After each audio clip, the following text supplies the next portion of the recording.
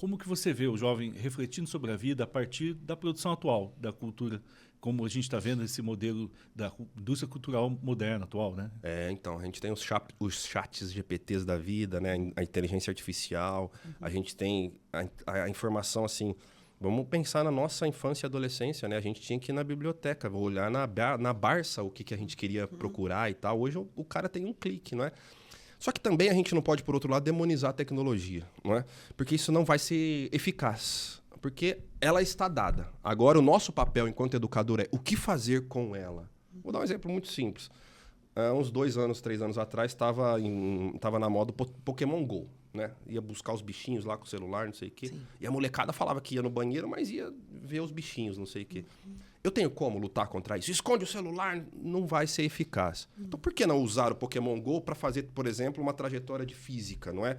Sobre como caçar os Pokémons. Eu preciso usar isso a meu favor, não é? Em que medida a tecnologia pode me ajudar a fazer com que esse menino se sinta pertencente àquilo? Eu acho que esse é o nosso papel, não é? É óbvio, é evidente. Eu também não vou ser refém da indústria cultural. Mas o extremo oposto também não dá certo. Demonizar a indústria cultural ou a tecnologia vai fazer com que o jovem se afaste cada vez mais da educação. Perfeito. E como... quero falar um pouquinho da sua produção, especialmente, né? Como você começou a escrever? Como você decidiu que tinha que escrever? Eu escrevi um texto sobre escrita. Eu falei uma vez que escrever é praticamente uma questão fisiológica para mim, não é? O Antônio Cândido, que é um grande teórico brasileiro, ele fala que a literatura é como a vestimenta ou a comida. Ela precisa ser, não é? E a gente está o tempo todo perpassado pela fabulação, né? Isso aqui é uma fabulação. O que a gente está fazendo aqui é criar algo que é uma fábula. Não existe, né? No mundo natural. Sim. E a gente precisa disso. Eu lembro que eu tinha 5, 6 anos, a professora dava o ditado e eu adorava fazer ditado, escrever e tal. Então, a palavra, ela sempre perpassou a minha vida. Não tem um momento específico, né? Agora, profissionalmente, eu comecei a escrever quando eu conheci o Menalton Braff, que é um escritor já ganhou muitos prêmios e tal. Ele mora aqui em Serrana, né? Ele saiu do Rio Grande do Sul, exilado por conta da ditadura. E aí ele começou a dar oficinas, eu conheci ele, mostrei os textos e tal. A gente ficou amigo.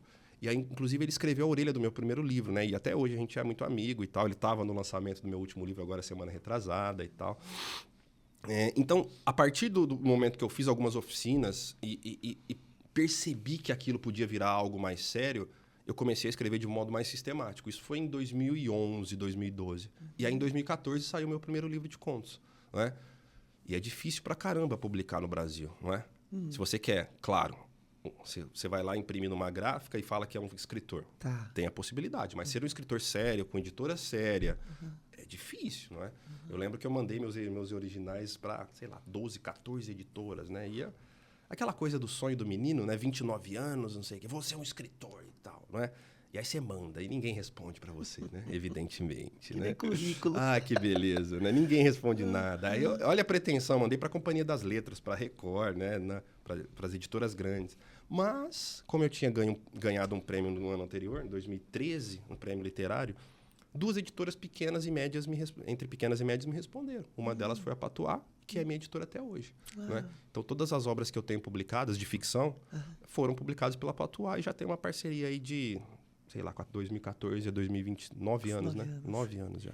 Matheus, que interessante. Eu acho que principalmente para quem está assistindo a gente e também tem vontade de produzir algo diferente, né, de perseguir uma ideia diferente, de profissão até, pensar isso que você falou. Você conheceu alguém, você participou de oficinas, quer dizer, não é só a formação por si só que te dá gabarito para publicar, de repente. Então, você continua fazendo mais trabalho além do seu trabalho como professor. Claro, aliás... Continua estudando, enfim. Por exemplo, fazer uma faculdade de letras não te torna um escritor, não é? Do mesmo modo que eu sabia a composição das tintas, não me torna um pintor. Então, não faz sentido, não é? Aliás, tem gente que é formada em letras, tem gente que é erudito, que escreve muito mal literatura, porque são linguagens diferentes, né? Eu costumo dizer que a literatura está muito mais próxima das artes plásticas do que um texto jornalístico, por exemplo. A matéria-prima é a mesma, é a palavra. Mas o escritor de literatura, ele constrói imagens, como o pintor. O escritor de filosofia ou o jornalista, eles constroem conceitos. São coisas completamente diferentes, não é? Então, se eu não souber construir imagens, eu não vou ser um bom escritor de literatura. Escrever contos ou romances ou poesia. né? Eu posso ser um bom escritor de psicologia, de filosofia, bom jornalista, que são coisas completamente diferentes, não é? E, para quem tem interesse, não é? Eu sinto lhe informar, mas a inspiração não existe. Não tem aquele dia que você acorda, não existe vou escrever É trabalho duro mesmo.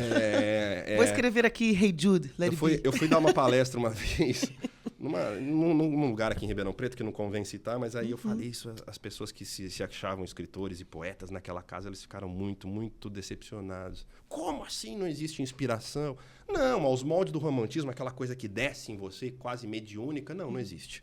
Não é? Existe, claro, uma aptidão, não é? O Neymar tem aptidão para jogar futebol, ótimo. Só que se ele não treinasse o futebol, ele não seria o que ele é. Não é? Então tem aptidão, tem o esforço e tem, claro, o estado de espírito naquele momento. Hoje eu tô mal, hoje eu tô com gastrite, hoje eu tô triste, tá bom, beleza. Mas unindo aptidão, exercício, não é? E estado de espírito, eu acho que dá para criar uma obra relevante. Acho excelente ouvir isso agora no momento em que a gente tem uma leve sensação de que basta fazer a dancinha certa que você vai ter sucesso, né? Então, assim, precisa de muito preparo e não é nada mágico que acontece. Um dia acordei cheio de estrelinhas e vou escrever isso. É resultado de muito preparo e treino. Porque assim, quando você acorda e escreve uma coisa ali em 10 minutos, eu acho engraçado isso, né? É porque você tem uma bagagem cultural de anos e aquilo resulta na escrita de 10 minutos. Mas não são 10 minutos, são 30 anos, não é? Em 30 anos resumidos em 10 minutos. Então não existe isso. É óbvio que você pode acordar inspirado e escrever um poema. Provavelmente ele vai ficar muito ruim, muito ruim. Então você pode mostrar para sua mãe, para sua tia ou para sua madrinha, mas para publicar não vai ser bom, cara. Né? E tudo bem mostrar para tia e para madrinha, ele pode fazer um sarau lá na casa dele, maravilha. Agora, quem quer trabalhar com literatura, a coisa é um pouco diferente, né?